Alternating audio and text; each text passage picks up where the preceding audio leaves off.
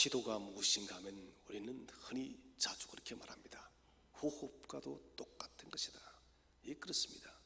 기도는 사람의 호흡과도 똑같은 것입니다. 사람의 호흡이 멈추면 죽을 수밖에 없는 것입니다. 동일하게 우리의 기도가 멈추면 그리스도인은 살아갈 수가 없는 것입니다. 왜 그런가 하면 기도라는 것은 하나님의 위대하고 놀라운 사랑이 예수 그리스도의 십자가를 통해서 내려오는 것을 경험하는 방법이 기도인 것입니다.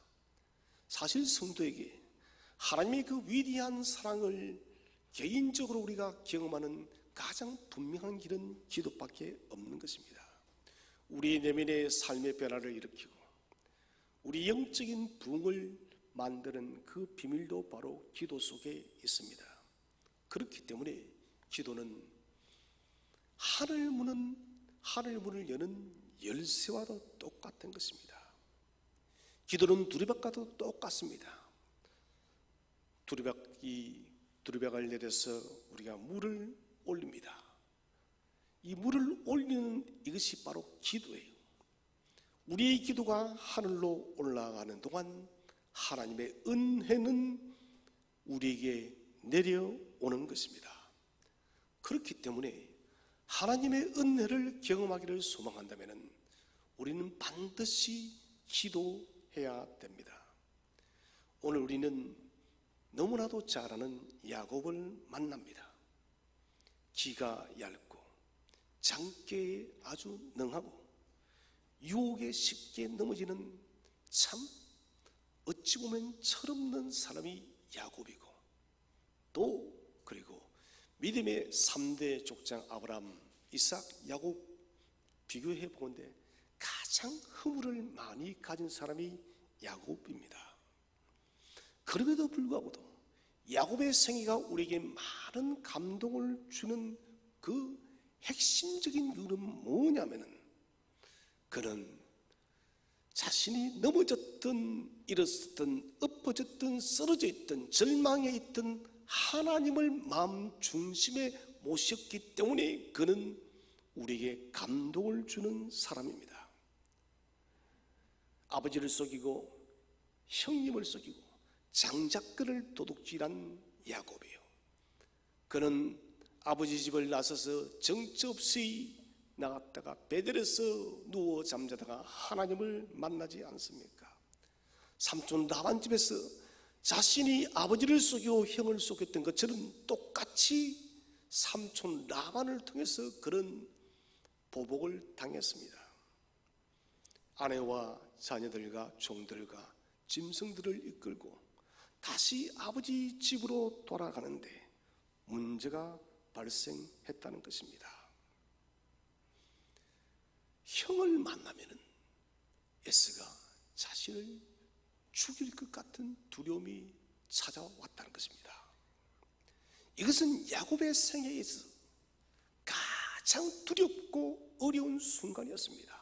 정말 에서는 하나님의 감동과 하나님의 명령이 아니었다면 에서는 분노의 칼을 들어서 야곱을 죽였을 것입니다.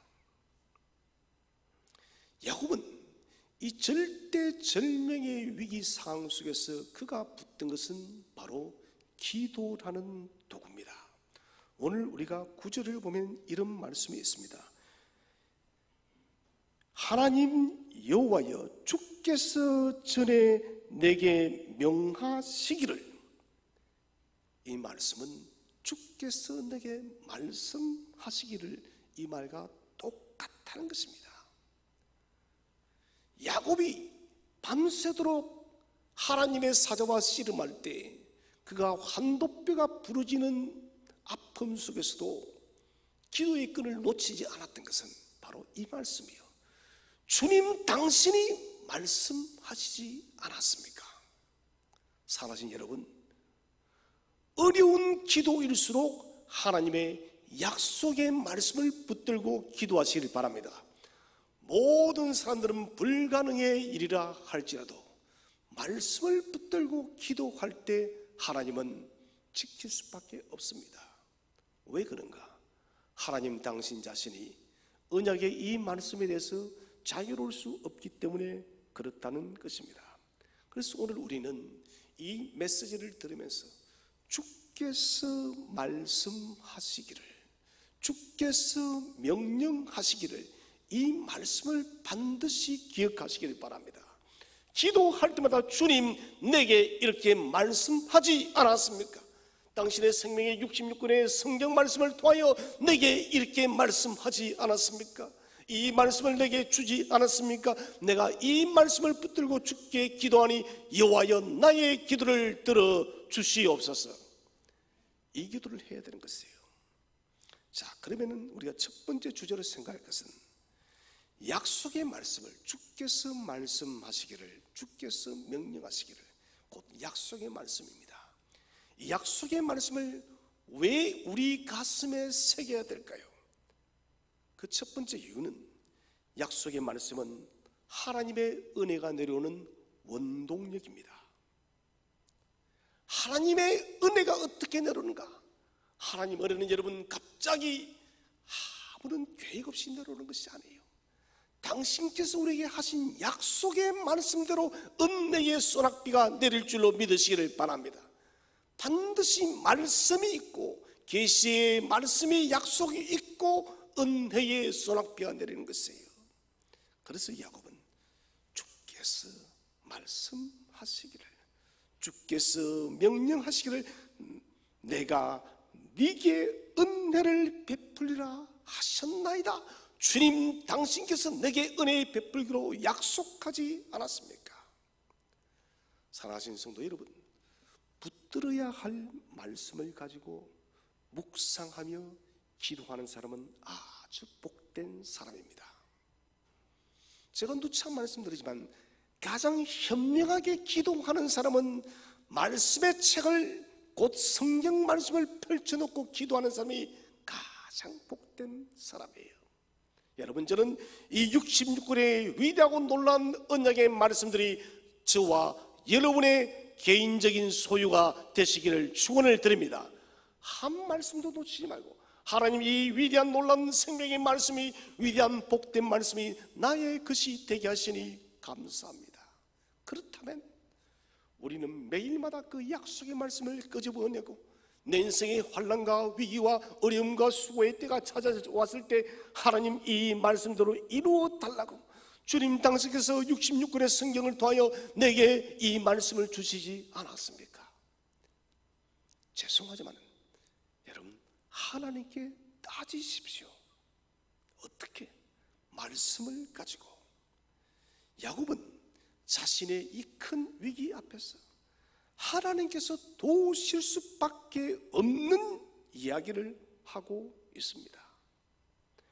내 아버지 이삭, 내 조부 아브라함, 이분들과 내게도 동일하게 말씀했습니다. 내 고향 내 족속으로 돌아가라. 내가 네게 은혜를 베풀리라. 이 약속을 하지 않았습니까? 여러분, 아브라함과 이삭과 야곱에게 하신 그 약속은 저와 여러분에게도 동일한 약속임을 믿으시기를 바랍니다. 야곱이 여러분 밤새도록 씨름할 때 여러분 기도의 제목으로 삼았던 것은, 기도의 확신의 중심으로 삼았던 것은 바로 주께서 내게 명하시기를, 주께서 내게 말씀하시기를. 이 말씀 하나를 붙들고 여러분 밤새도록 싸웠다는 것입니다. 여러분, 하나님은 우리의 기도에 설득당하기를 기뻐하시는 분이심을 믿으시길 바랍니다. 하나님께서는 우리가 기도할 때 당신께서 설득당하기를 원하시는 것이에요. 우리의 끈질긴 기도를 보는 것입니다. 가부가 원통하여서 불의한 재판관 앞에 나가서 왜 내 원한을 풀어주지 않느냐고. 주님 말씀하십니다. 불의한 재판관도 원한을 풀어주었는데 하물며 하늘의 아버지 가부냐. 여러분, 끝까지 며 달리시기 바랍니다. 약속의 말씀을 가지고 하나님을 설득하세요. 내 말로서 하나님은 설득할 수가 없습니다. 그러나 생명의 말씀은 하나님을 반드시 설득할 수가 있습니다. 왜 그런가? 하나님 당신이 하신 말씀이기 때문에 그런 것입니다. 하나님의 약속들이 무엇입니까? 베드로서 1장 4절을 보면 이로써 그 보배롭고 지극히 큰 약속을 우리에게 주사. 사도 베드로는 말합니다. 보배롭고 지극히 큰 약속. 곧 이것은 궁극적으로 하나님 나라입니다. 또 세부적으로 살펴보자면 저와 여러분의 인생의 길을 걸어가며 살아감에 있어서 시와 때를 따라서 우리에게 약속하신 놀라운 하나님의 은혜인 것입니다. 보배롭고 지극히 큰 위대한 약속을 누구에게 주었다고요? 저와 여러분에게 주었음을 믿으시기를 바랍니다. 약속은 하나님께서 성경을 통해서 하신 은혜의 약속입니다. 그렇기 때문에 우리가 새하늘과 새 땅 위대한 하나님 나라에 들어가기까지 하나님은 저와 여러분을 생명의 약속의 말씀으로 인도할 줄로 믿으시기를 바랍니다. 저는 그래서 우리 샘뚜교회 성도님들은 기도할 때 여러분 말로 하나님을 설득하지 마시기 바랍니다. 하나님의 약속의 말씀을 가지고 이 66권의 말씀에는 저와 여러분의 인생 속에 필요한 모든 말씀이 다 담겨 있습니다. 그렇다면 성경이 가르치는 대로 기도하시기를 바랍니다. 하나님의 약속이 무엇인지 그 의미를 알아보지 못하는 사람은 어리석은 사람이에요.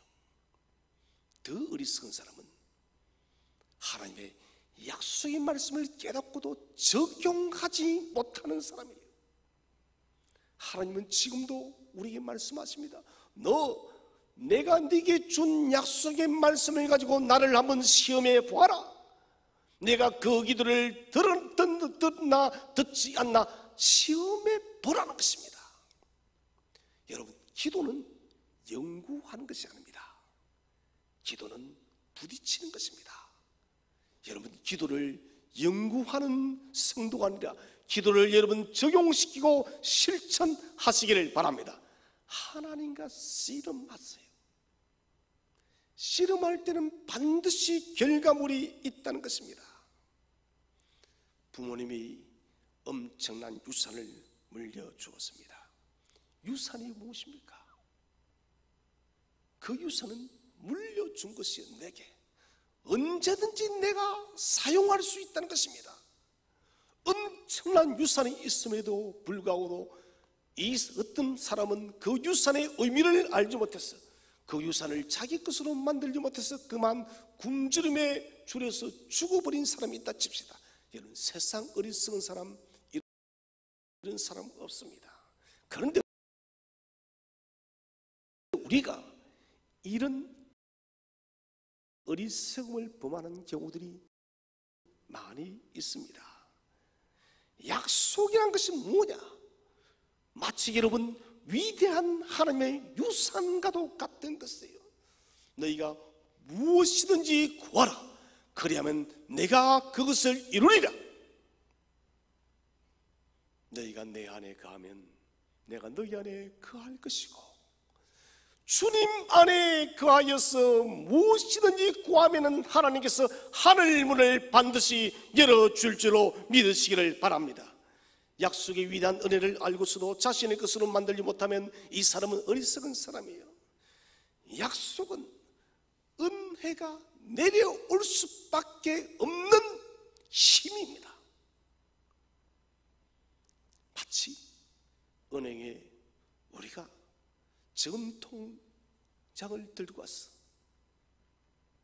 은행에 요청합니다. 내 돈을 지출해 출금해 주세요.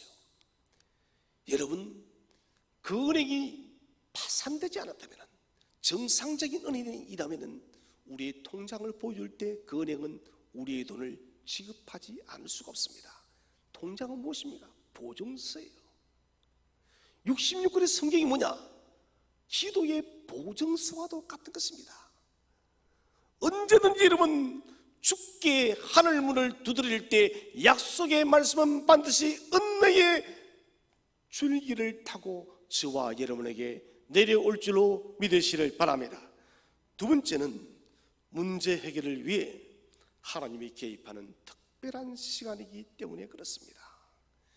약속의 말씀을 왜 가슴에 새겨야 되느냐? 그것은 저와 여러분이 지금 앓고 있는 그 문제 해결을 하기 위해서 하나님이 개입하는 특별한 시간입니다.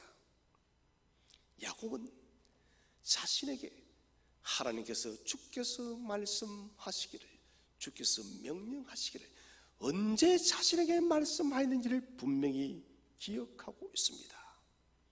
아버지를 속이고 형을 속이고 정처없이 광야로 나와서 베델의 들판에 그는 벌렁 들어누워서 돌베개라고 잠이 들었습니다. 잠이 들었더니 하늘문이 열리고 천사가 오르락내리락 하는 것을 야곱은 봤던 것이에요. 그때 하나님은 야곱에게 오늘 이 말씀을 주었습니다. 9절의 말씀을, 하나님, 당신께서 내가 내 아버지 집을 내 형을 피해서 내가 도피할 때 베델의 제단에서 내가 주를 배웠고 그때 말씀을 듣지 않았습니까? 주님, 나를 기억해 달라고. 여러분, 큐티를 하다가, 설교를 듣다가, 성경을 읽다가 가슴에 적용되어지는 말씀이 있습니다. 여러분, 그 말씀이 나를 찾아온 그때를 반드시 기억하시기를 바랍니다. 그것은 우리가 언제든지 하나님께 내미는 청구서예요. 여러분, 이 청구수가 많을수가 좋습니다. 그런데 하나님은 이상한 분이에요. 세상의 은행은 청구수가 많으면 불편해하지만 우리 하나님은 우리가 약속의 청구수를 많이 내밀면 내밀수록 기뻐하는 분이심을 믿으시기를 바랍니다. 우리 하나님은 이상한 분이세요. 기도의 청구수가 많으면 많을수록 당신의 그 지불에 감당해야 될 것이 많아짐에도 불구하고도 하나님은 기뻐하는 것이에요. 왜 그런가? 사랑하는 내 아들이, 사랑하는 내 딸이 나에게 이 말을, 이 약속의 언약의 말씀을 진실로 믿고 있구나, 곧 여호와를 신뢰한다는 그 사실 때문에 하나님은 기뻐하신다는 것입니다. 인생이 내일이 보이지 않을 때가 있습니다. 오늘 야곱도 내일이 보이지 않습니다. 또 베델에서도 그런 내일이 보이지 않았습니다. 그러나 말씀하시는 하나님은 야곱의 형편을 누구보다 더 잘 알고 계십니다. 동일하게 말씀하시고 역사하시는 하나님은 저와 여러분의 오늘의 형편을 누구보다 가장 잘 알고 계십니다. 하나님이 아시니 된 것이에요. 여러분, 하나님은 이미 우리를 살펴보고 있는 것입니다. 여러분, 출애굽기의 그 2장에서의 하나님의 말씀을 다 기억하지 않습니까? 이스라엘의 그 고통받는 것을 보고 계시는 하나님, 듣고 계시는 하나님, 알고 계시는 하나님, 보고 듣고 알고 계시는 하나님은 저와 여러분을 건지시기 위해서 이 땅에 내려왔음을 믿으시기 바랍니다. 그냥 보고 듣고 알고 계시다면 그것은 의미가 없는 것입니다. 그분은 직접 내려오셔서 우리를 죄의 깊은 사망의 권세에서 건져내셨고 우리를 인도하여서 하나님 나라로 이끄시는 전능하시는 하나님이십니다. 하나님은 아브라함과 이삭과 야곱과 모세와 여러 선지자들과 여러 믿음의 사람들과 많은 약속을 했습니다. 그들의 모든 상황, 환경, 형편을 다 살피시고 약속하시는 것입니다.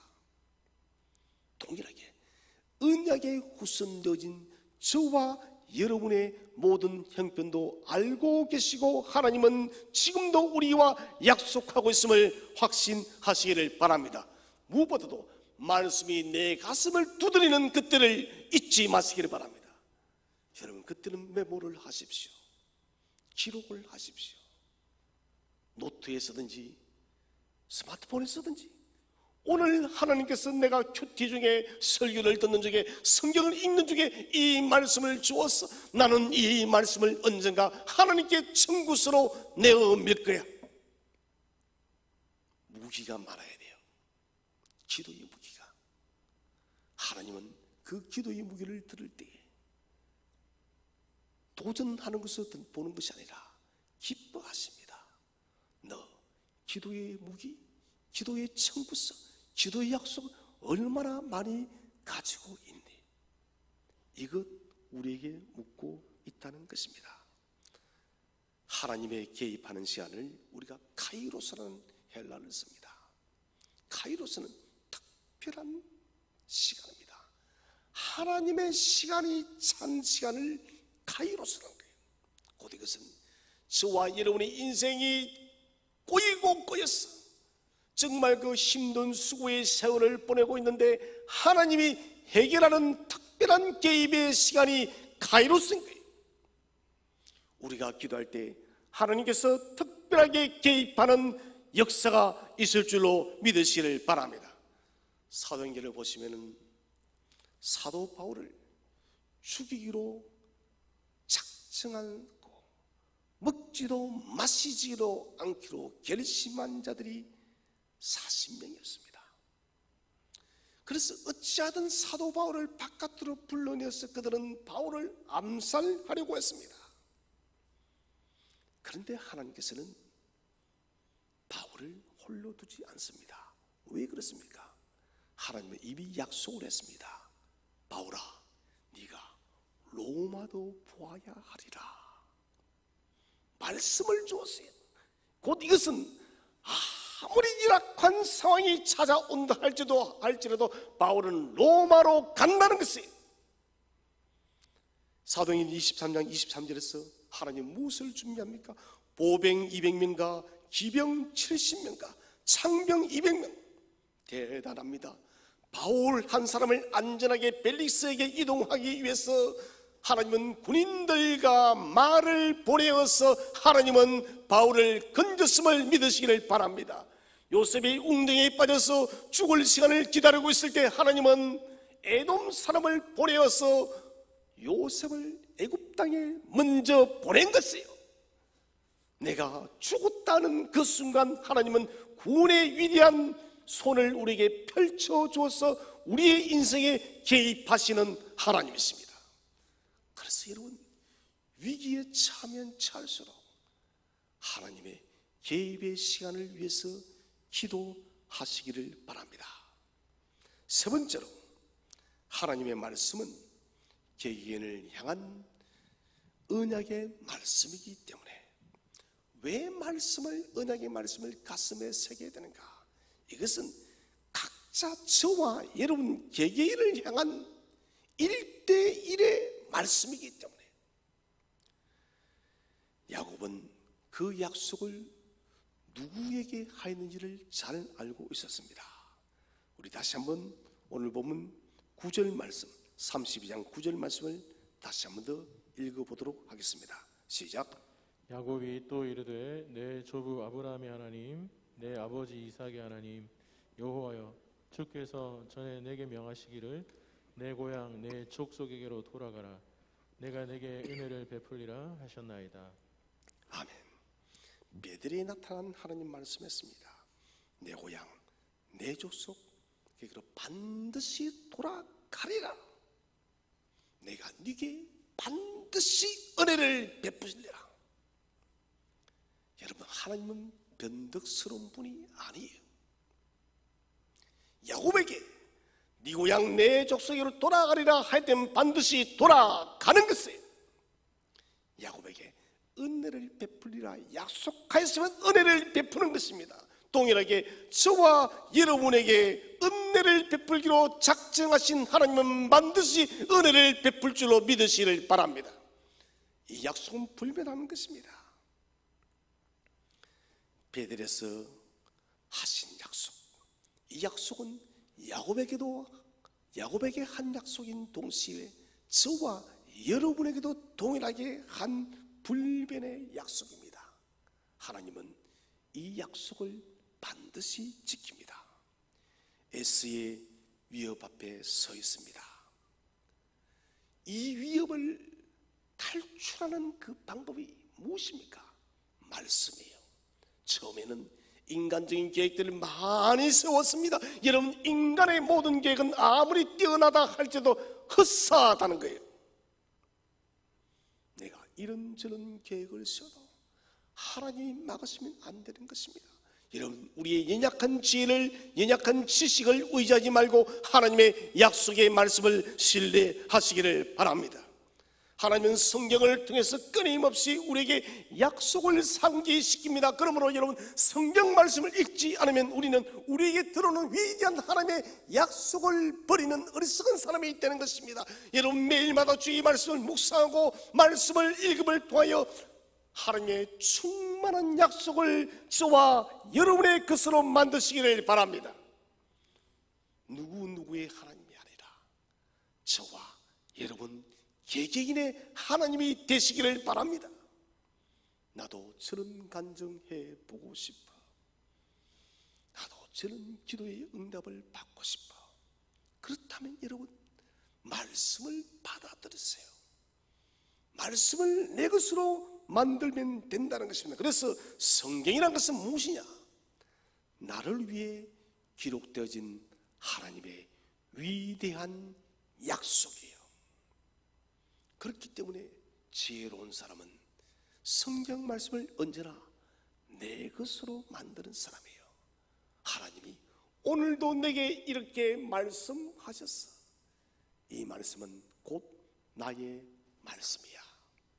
사랑하신 성도 여러분, 66권의 위대한 복된 말씀이 저와 여러분의 것이 되시기를 축원드립니다.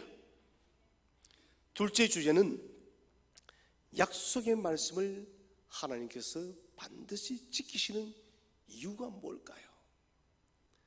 왜 하나님은 당신이 하신 약속의 말씀을 반드시 지킬 수밖에 없을까요?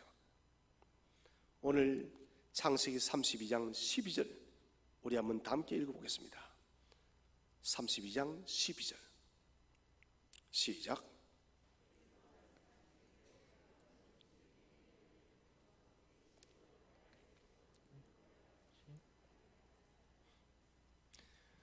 자, 여기 보면은 네게 은혜를 베풀어 네 씨로 바다에 셀 수 없는 모래와 같이 많게 하리라.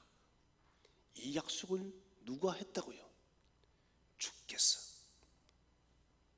주께서 그렇게 했다는 것입니다. 세상에 여러분, 우상들이, 세상의 사람이, 세상의 어떤 부자가 이 말해도 여러분 그것은 이루어지지 않아요. 그러나 누가? 전능하신 여호와 하나님께서 야곱에게 하신 말씀이에요. 야곱아, 걱정하지 말아라. 나는 네게 반드시 은혜를 베풀 것이야. 사랑하는 우리에게 말합니다. 사랑하는 sem토교의 성도들아, 걱정하지 말아라. 네게 반드시 은혜를 베풀 것이다. 네 씨로 바다에 셀 수 없는 모래와 같이 많게 하리라. 후손이 창성케 되고 창대케 되는 위대한 가문이 되시기를 바랍니다. 여러분, 번성해야 돼요. 믿음 안에서 번성해야 됩니다. 이 약속이 왜 하나님을 사로잡을 수밖에 없을까요? 그것은 우리가 하나님의 속성 속에서 찾을 수가 있습니다. 첫 번째는 진실함의 속성입니다. 하나님은 당신의 말씀에 진실할 수밖에 없는 속성입니다. 하나님이 하실 수 없는 것이 뭐냐? 거짓말입니다. 하나님은 진실하시기 때문에 결단코 거짓을 행하지 않는 분이 있습니다. 사람은 철떡같이 약속합니다. 하늘이 쪼개져도 내가 반드시 그렇게 하겠다고. 그러나 사람 말은 믿을 바가 되지 못합니다. 자기 형편과 상황과 환경 따라서 그 약속을 언제든지 바꿀 수가 있다는 것입니다. 그러나 오늘 본문은 12절은 말합니다. 주께서 말씀하시기를. 진실하신 하나님의 말씀이십니다. 약속에 대한 거짓을 행할 수 없는 분이라는 것입니다. 진실하신 하나님은 그 진실함의 속성으로 행할 수밖에 없는 것이에요. 하나님의 속성은 결코 변하지 않음을 믿으시기를 바랍니다. 하나님은 한번 진실하시면 영원토록, 영원전부터 영원까지 진실하신 하나님이세요.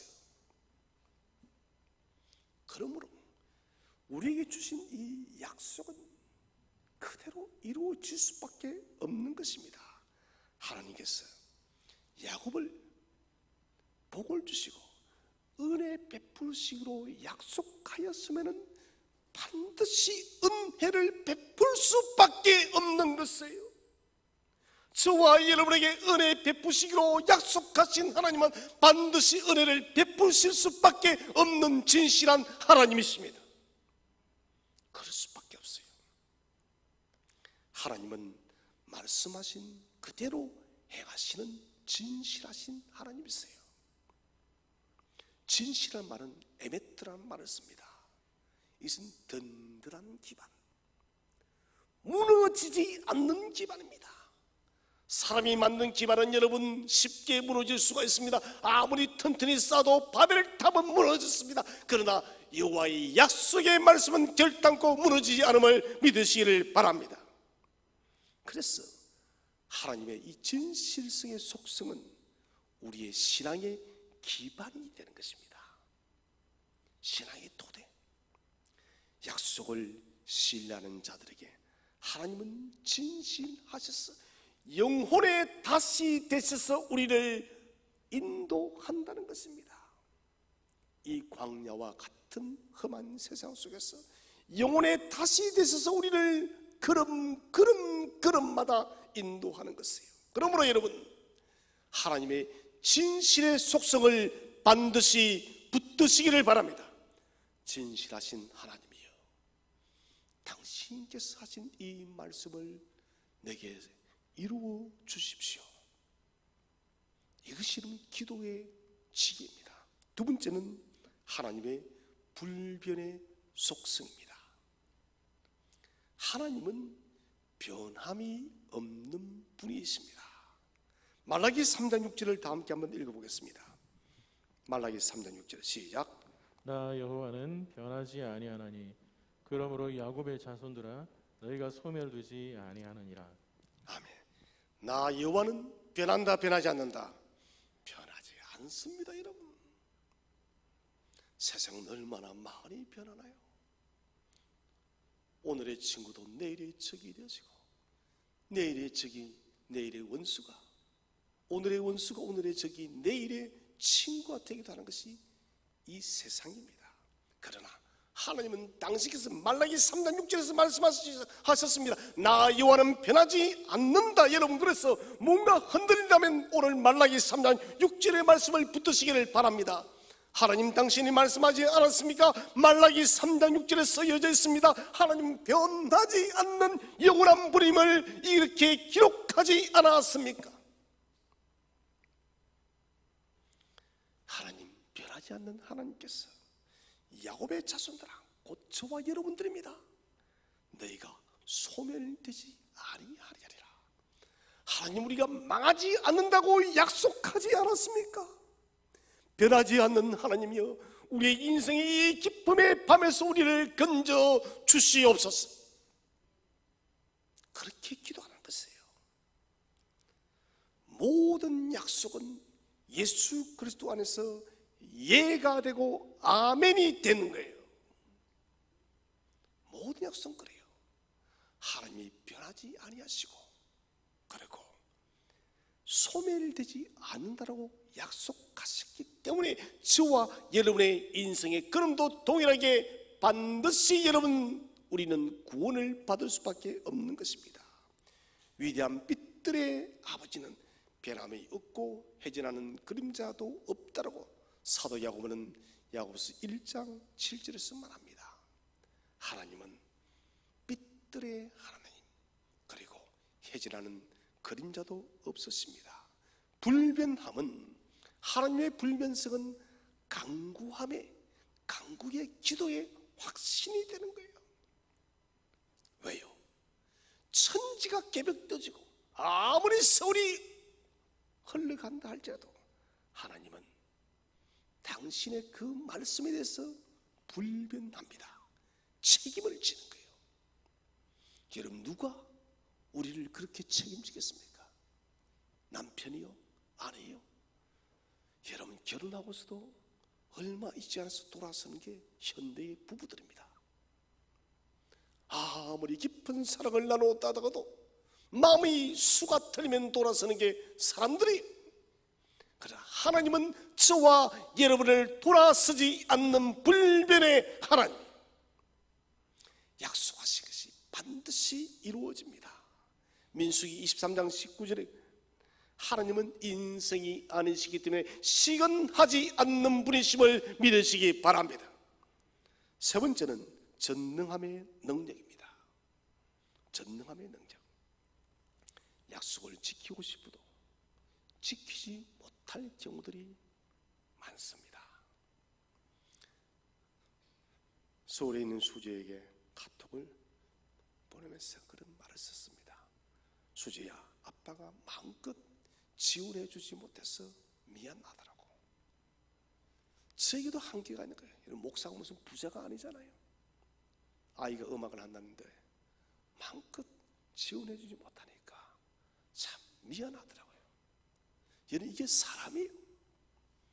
그러나 하나님은 저와 여러분을 후원하고 지원하는 데 조금 더 부족함이 없는 전능함의 능력을 가진 분임을 믿으시기 바랍니다. 주님은 말씀하십니다.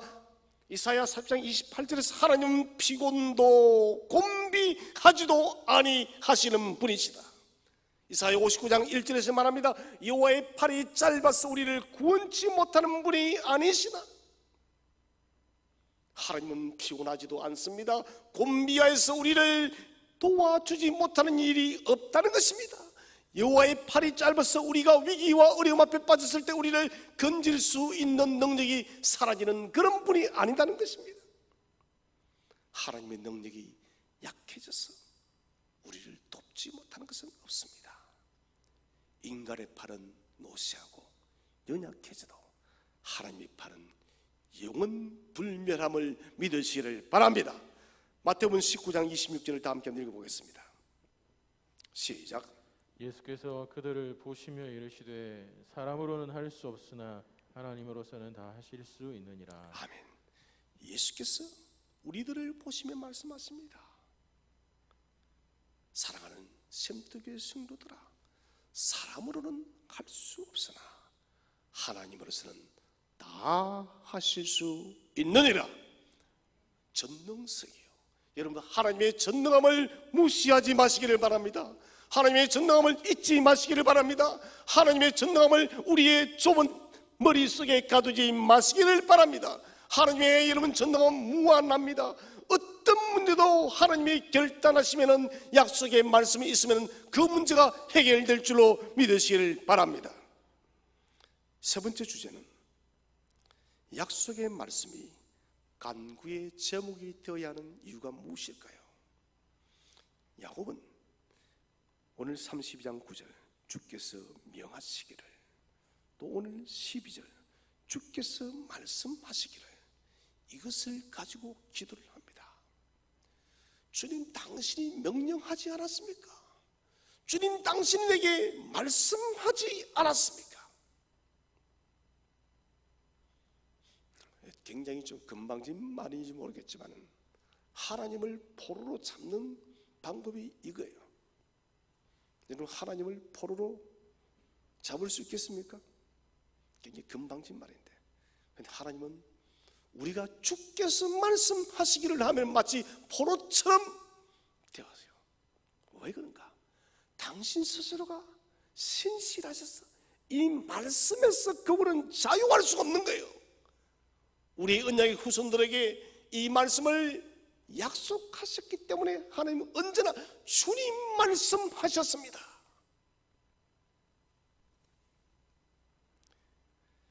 그 첫 번째 이유는 약속의 말씀은 강구할 수 없는 사람에게 강구할 자격을 준다.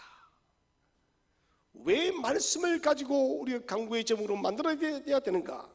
우리는 강구할 수 없는 그런 불순한 사람인데 그런데 주께서 우리에게 언약의 자녀로 삼으시고 강구할 자격을 주었기 때문에 무엇으로? 말씀으로.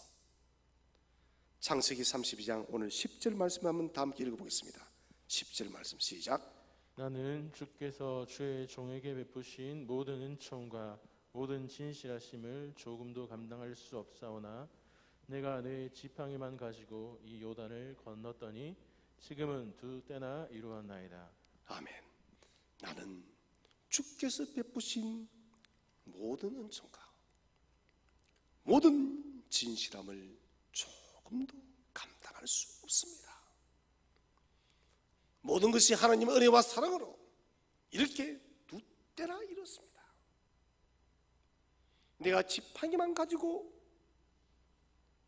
요단을 걷는데 지금은 이렇게 주의 은혜로 엄청난 은혜를 입었습니다. 곧 이 말은 나같이 가치 없고 허물 많고 속이기를 즐기하고 장깨 속에 살아온 내게도 당신이 은혜를 베풀었다는 것입니다. 11절에 허물 많은 나를 도우신 하나님, 내가 의지하고 간구한다는 것입니다. 어떤 사람이 나와 약속을 했습니다. 그런데 그 사람이 이유도 없이 약속을 부숴버렸어요. 이것은 그 사람의 인격의 문제입니다. 내 잘못이 아니라 나는 일방적으로 당한 것에 그 사람의 인격의 문제가 있다는 것입니다. 우리는 우리가 아무리 가치가 없는 자라 할지라도 자신이 한 말에 대해서는 최소한 책임을 질 줄 알아야 됩니다. 그 책임을 지지 않는다는 것은 자신이 쓸모없는 존재라는 것을 스스로가 입증하는 것이 약속을 파괴하는 것입니다.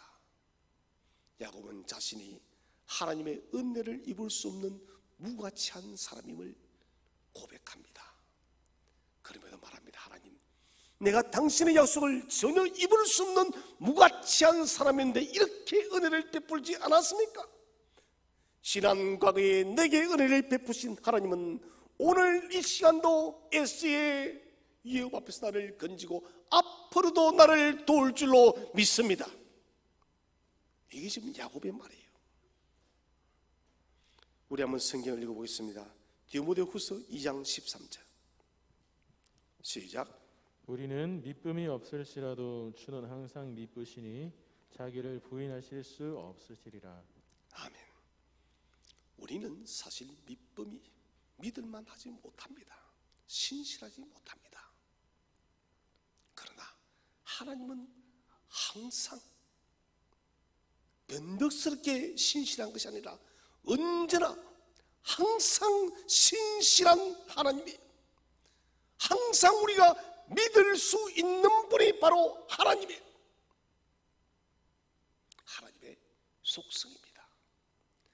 삶이 부족하고 연약할수록 또 어려운 순간에 차면 차일수록 기억하시기를 바랍니다. 주께서 말씀하시기를, 이것을 잊으면 안 됩니다. 아무리 가치없는 쓰레기 같은 나의 인생이라 할지라도 하나님은 주께서 말씀하시기를, 이 약속의 말씀을 올리는 순간 하나님은 도우실 수밖에 없는 분이에요.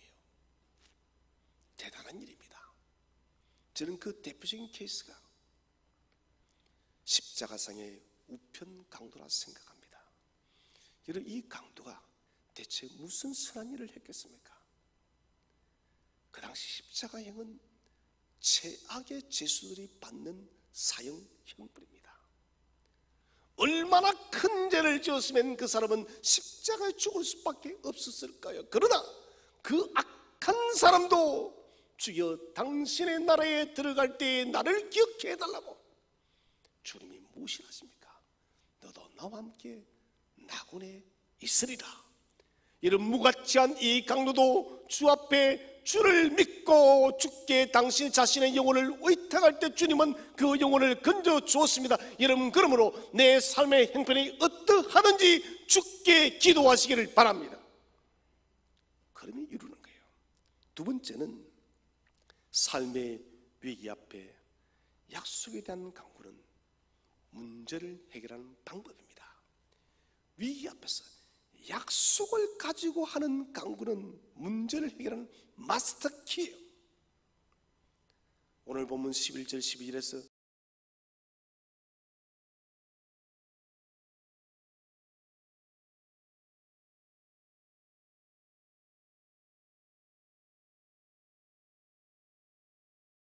내가 주께 강구하오니 내 형의 손에서 건져달라는 것이에요.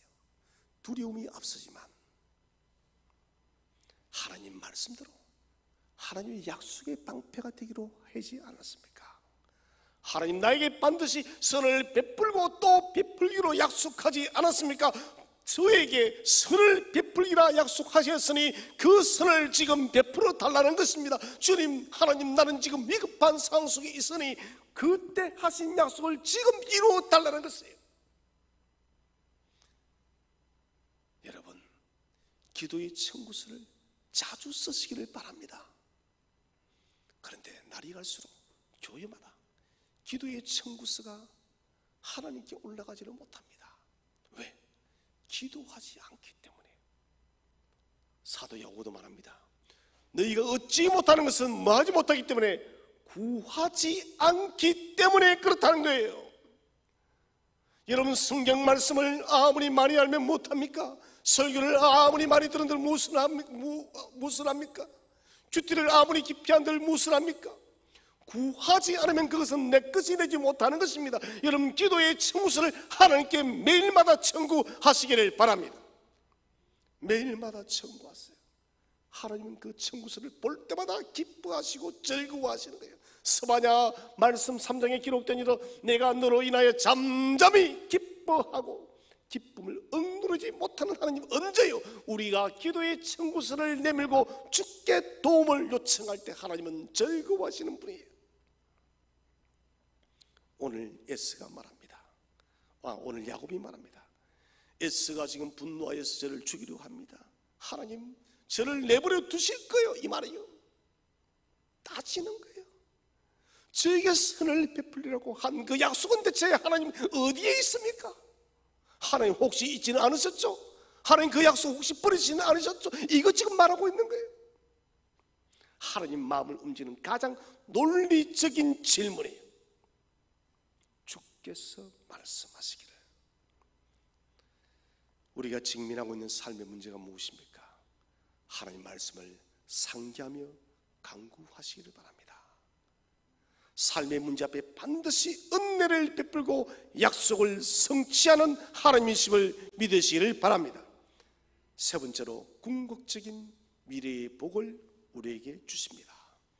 주께서 말씀하시기를 내가 반드시 네게 선을 베풀고, 이 말씀을 미래에 대한 소망의 근거로 쓰고 있습니다. 우리 12절에 보시면은 그는 계속 내 시로 바다에 셀 수 없는 모래와 같이 많게 하리라 하셨나이다. 뭡니까?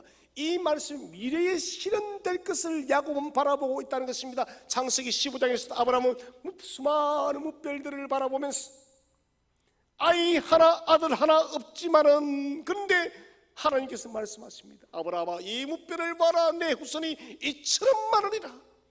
아브라함이 이를 믿으니 의로 여기느니라.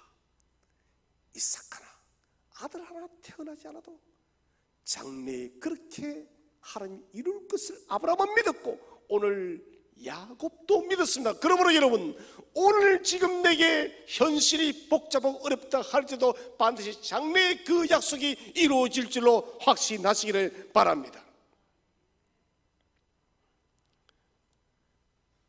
요한복음 10장 28절에 말씀이 있습니다. 우리 한번 다 함께 읽어보겠습니다.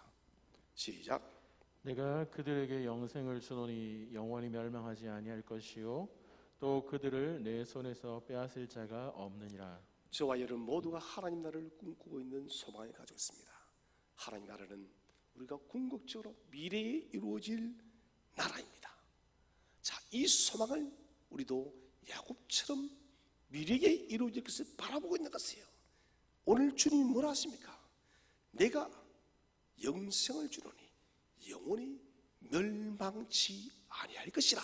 그러므로 저와 여러분은 멸망할 존재가 아님을 확신하시길 바랍니다. 그리고 내 손에서 빼앗을 자가 하나도 없으리라.